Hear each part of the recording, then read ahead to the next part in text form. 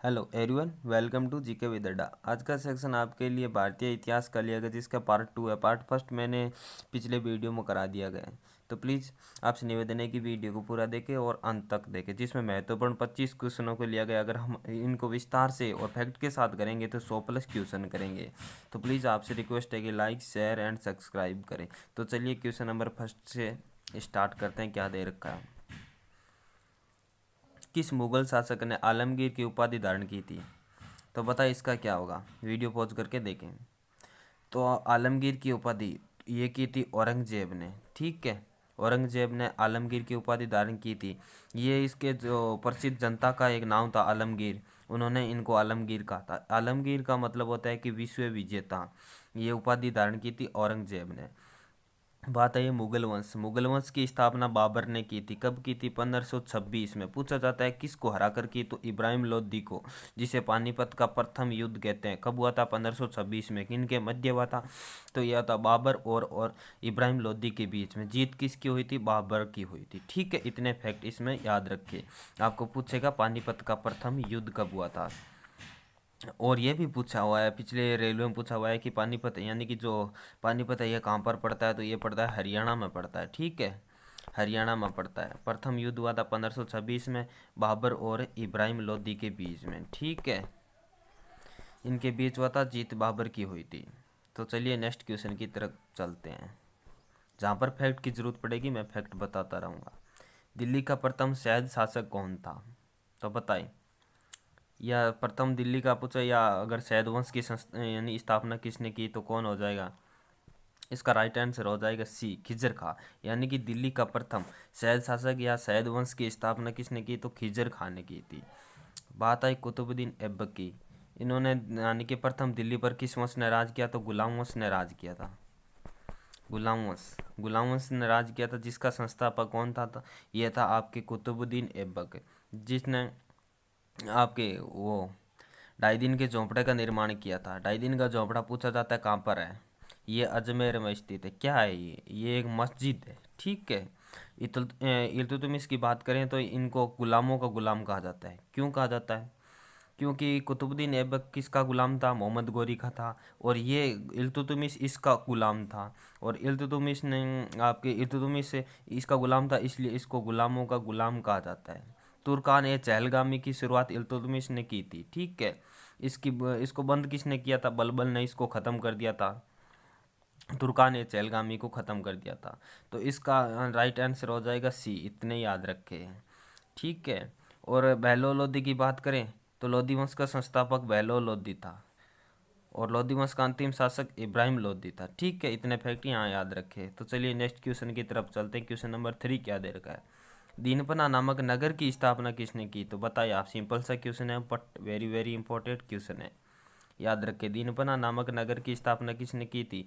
ये की थी हुमायूं ने। कब की थी? ये की थी 1533 में। हुमायूं ने दीनपना नामक नगर की स्थापना की थी। हुमायूं कौन था? ये बाबर का पुत्र था हुमायूं। सबसे पहले मुगल वंश में बाबर आता है, फिर हुमायूं आता है, फिर अकबर आता है, फिर जहांगीर आता है, जिसे हम सलीम के नाम से भी जाने जाते हैं, ठीक है।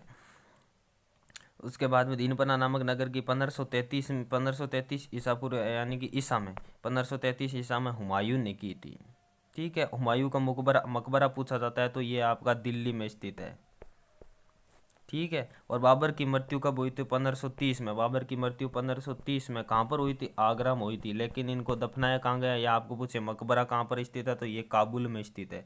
कहाँ पर स्थित है? काबुल में स्थित है, ठीक है। चलिए नेक्स्ट क्वेश्चन की तरफ चलते हैं। उसके बाद कहते पुर्तगालियों ने भारत में सर्वप्रथम कहाँ फैक्ट्री स्थापित की थी?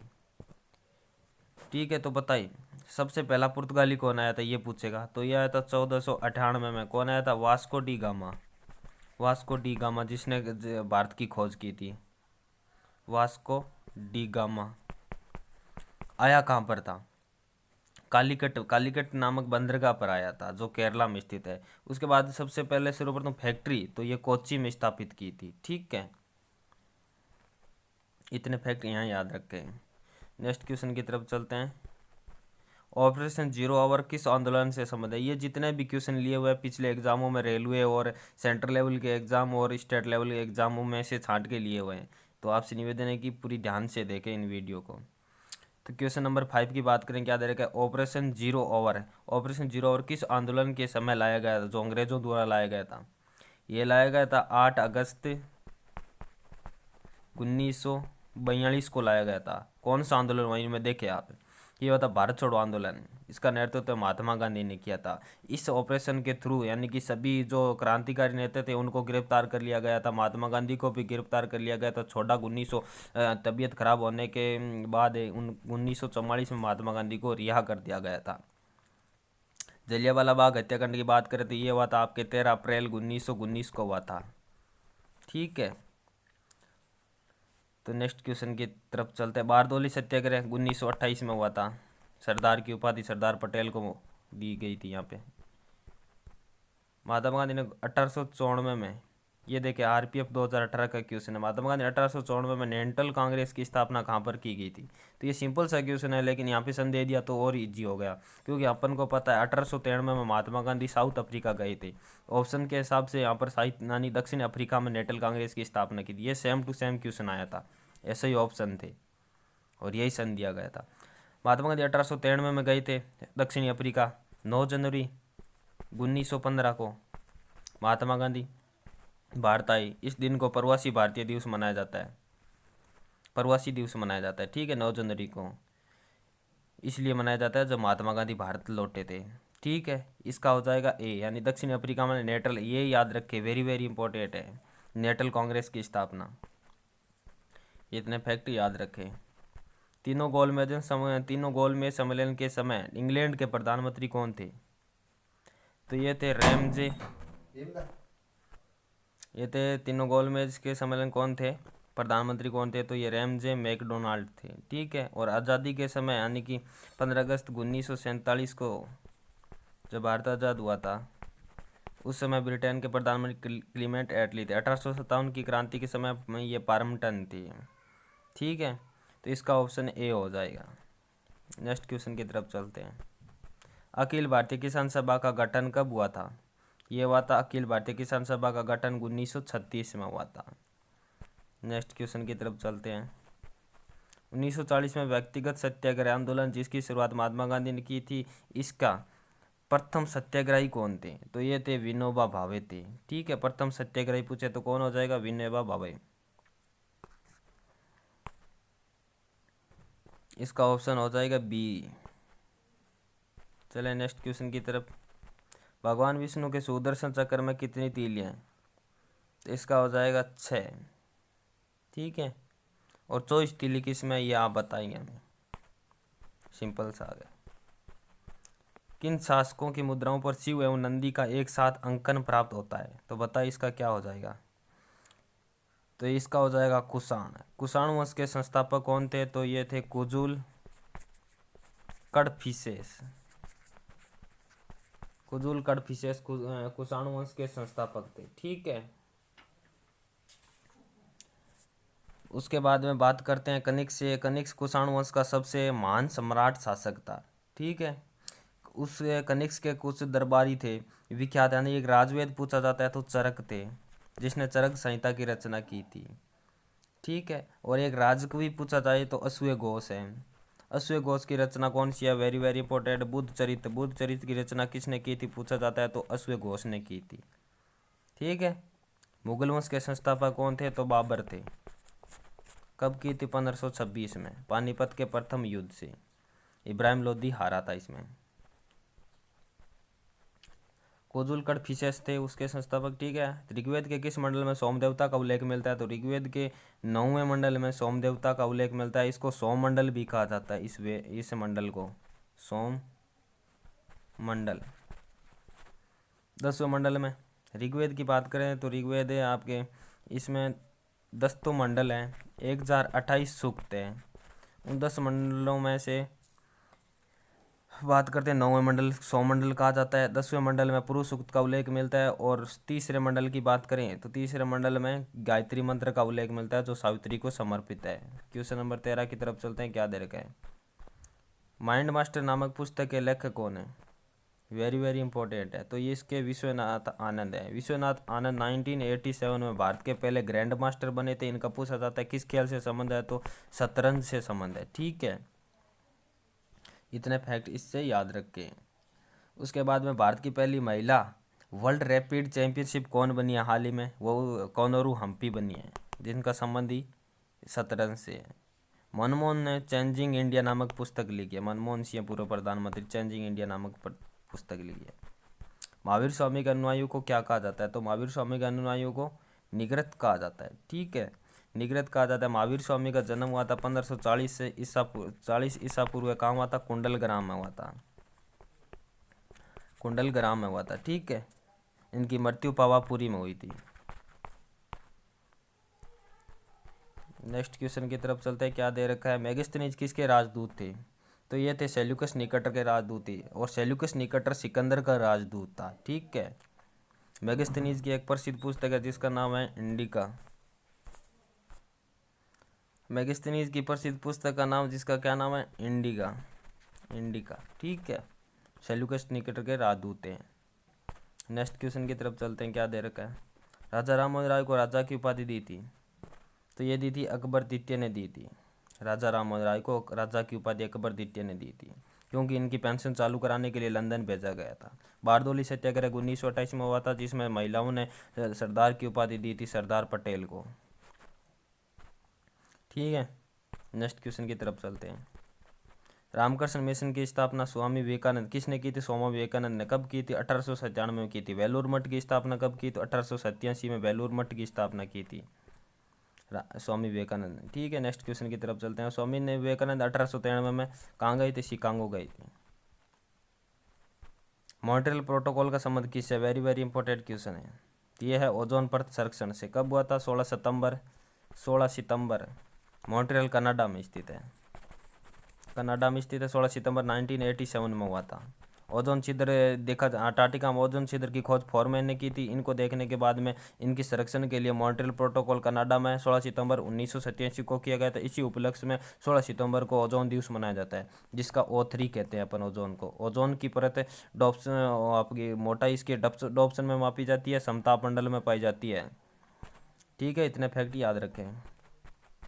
निम्न में से असंगत को कौन सा है? तो पानीपत का युद्ध अभी बताया था 1526 में बाबर और इब्राहिम लोदी के बीच हुआ था। इब्राहिम लोदी की हार हुई थी। बिल्कुल सही है, आपको गलत छांटना है। पानीपत का द्वितीय युद्ध 1556 अकबर और हेमू के बीच। बिल्कुल सही है। खानवा का युद्ध हुआ 1527 में, ये भी सही है। हल्दी घाटी का युद्ध 1576 में। हल्दी घाटी का युद्ध 1576 में। ठीक है, तो इसको हल्दी घाटी का युद्ध आपके 1576 में हुआ था। ठीक है, उसके बाद में अपन चलते हैं नेक्स्ट क्वेश्चन की तरफ, यानी कि इसमें सभी सही हो जाएगा। क्वेश्चन नंबर 20 क्या दे रखा है? भारतीय ब्रह्म समाज की स्थापना किसने की थी? सिंपल सा क्वेश्चन, आपको पता होगा, राजा राममोहन राय ने की थी। इसको राजा की उपाधि दी थी, किसने दी थी? अभी बताया था, अकबर सेकंड ने दी थी। क्यों दी थी? ये भी पूछा जाता है कि यानी कि जो अकबर द्वितीय की पेंशन चालू कराने के लिए लंदन किसको भेजा गया? तो राजा राममोहन राय को भेजा गया था। ठीक है, अब अरे सॉरी, इसमें भारतीय ब्रह्म समाज की कहा ना। भारतीय ब्रह्म समाज की स्थापना किसने की थी? ये नहीं होगा, ये होगा केशव चंद्र सेन ने की थी। सिर्फ ब्रह्म समाज की स्थापना पूछे तो राजा राममोहन राय ने की थी। ठीक है, तो इसका ऑप्शन बी राइट होगा। सॉरी उसके लिए। उसके बाद ये देखो, बी राइट होगा इसका। जजिया कर को समाप्त करने वाला प्रथम मुगल शासक कौन था? सिंपल सा क्वेश्चन है, अकबर था। यानी जो जजिया कर को समाप्त किया था अकबर ने किया था। ठीक है, उसके बाद में नेक्स्ट क्वेश्चन की तरफ चलते हैं। दीन दिलाई यानी कि दीन इलाही धर्म किसने अपनाया? सर्वप्रथम अकबर, अपने शुरुआत किसने की थी? अकबर ने की थी। सर्वप्रथम अपनाने वाला हिंदू शासक कौन था? तो बीरबल था। ठीक है, नेक्स्ट क्वेश्चन की तरफ चलते हैं। मदर टेरेसा का जन्म किस देश में हुआ था? ये बताइए। ये हुआ था आपके अल्बानिया में। मदर टेरेसा कौन थी? अल्बानिया की रहने वाली थी। मूल निवास कहाँ का था? इनको अल्बानिया का था, और नागरिकता भारत की थी। ठीक है, भारत की पहली, पूछा जाता है भारत की पहली महिला जिसे नोबेल पुरस्कार मिला था, तो मदर टेरेसा थी। किस क्षेत्र में मिला? तो शांति के क्षेत्र में मिला था। ठीक है, नेक्स्ट क्वेश्चन क्या दे रखा है? क्वेश्चन नंबर 23 दे रखा है। किस अधिनियम के द्वारा पहली बार ब्रिटिश भारत में विधि आयोग का गठन किया गया था? यह आप बताए। प्रथम विधि आयोग का गठन है, तो ये किया गया था 1833 के अंदर प्रथम विधि आयोग का गठन किया गया था। ठीक है, नेक्स्ट क्वेश्चन। और 1773 इसको रेगुलेट एक्ट के नाम से जाना जाता है। इस एक्ट के तहत पहली बार सर्वोच्च न्यायालय का गठन किया गया था। कोलकाता में किया गया था, 1774 में किया गया था। कब सन पूछे तो 1774 और अधिनियम पूछे 1773 के अधिनियम के तहत किया गया था। ठीक है, भारतीय प्रेस के मुक्तिदाता किसे कहा जाता है? वेरी वेरी इंपॉर्टेंट क्वेश्चन है ये। तो ये कहा जाता है मेडकोफ को कहा जाता है। ठीक है, इसके कुछ नीचे फैक्ट दिए गए हैं। अस्थायी बंदोबस्त पद्धति किसने शुरुआत की थी? सर्वप्रथम तो की थी कॉर्नवालिस ने। यानी अस्थायी बंदोबस्त किस वायसराय से संबंधित है? तो यह कॉर्नवालिस से।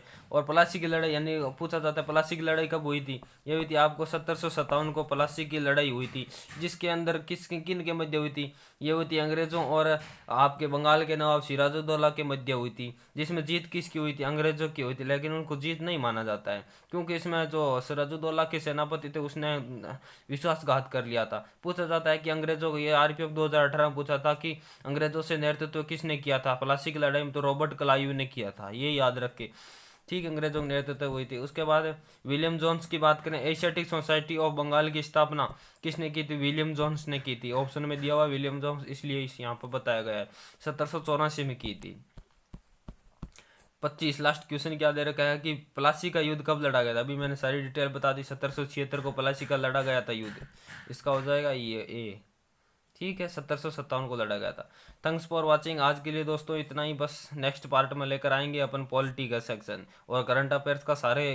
सारे सभी एग्जामों के लिए ये इंपॉर्टेंट है, सभी के लिए सारे अलग अलग तरह के फैक्ट लेकर आते हैं। और इसी तरह से विस्तार से सारे वीडियो पढ़े हैं आप यूट्यूब चैनल के अंदर जाकर हमारे देख लीजिए। Thanks for watching.